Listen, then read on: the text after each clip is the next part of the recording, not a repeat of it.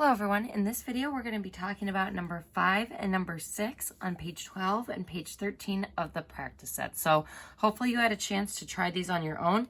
If you haven't, again, please stop the video and attempt writing those inequalities all by yourself before we go through this explanation. So first, I would like you to put a star by number 5 and write study by it. This is a really good problem that's going to help you with our upcoming test. And this is also a really good problem to study because I'm going to give you a hint about the graph.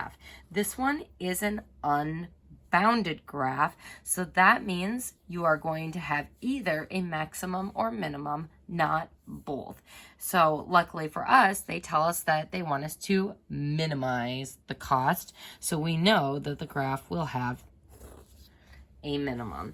So the graph should look unbounded once you are done graphing all those inequalities. So first, defining our variables. And folks, remember, when you look at the last statement of the problem, a lot of times that will tell you both x and y and your objective function. So how many cups of each type of drink should be consumed? So x is going to be cups of drink x, y, cups of drink y, consumed each day to minimize the cost and still meet the daily requirements. So minimize the cost tells us that our objective function is going to be in terms of money. So minimizing the cost.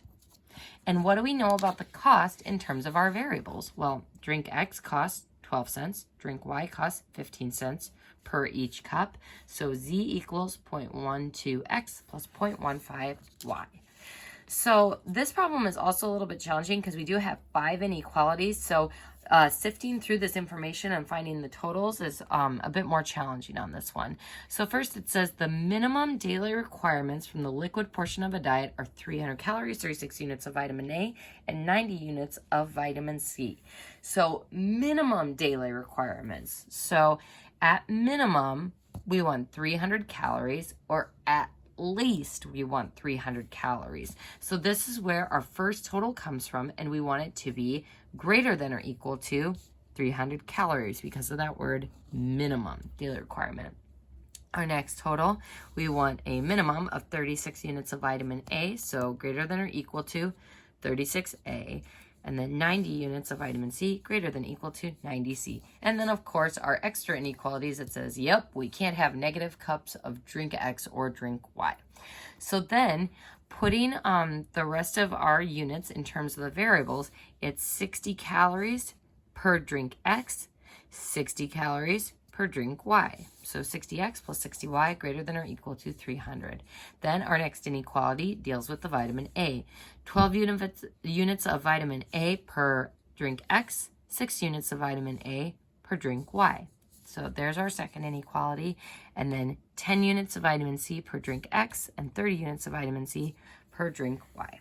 So that gives us all of our inequalities for that one. So I'm going to leave you to do the graphing and solving on this one, and make sure that you are showing the work for finding those sketchy vertex points.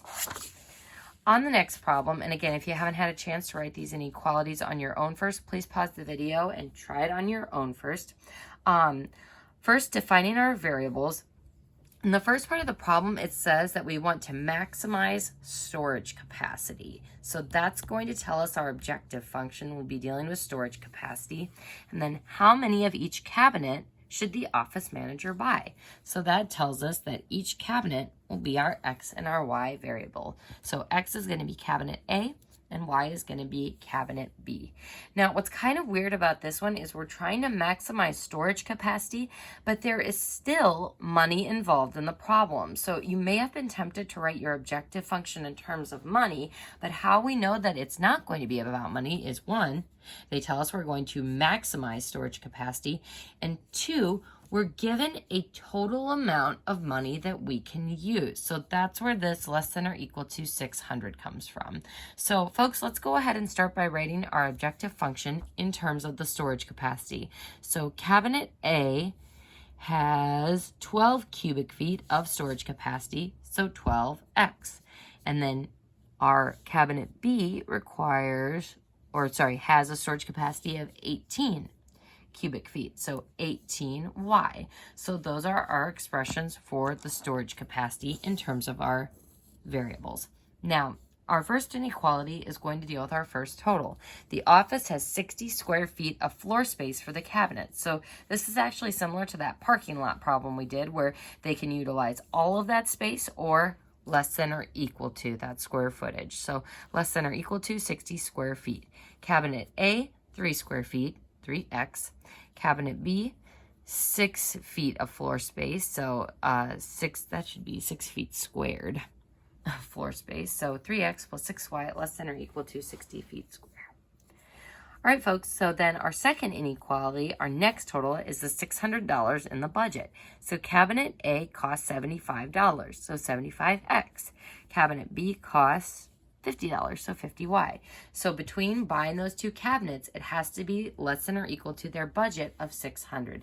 And then our remaining inequalities, x greater than or equal to 0 and y greater than or equal to 0.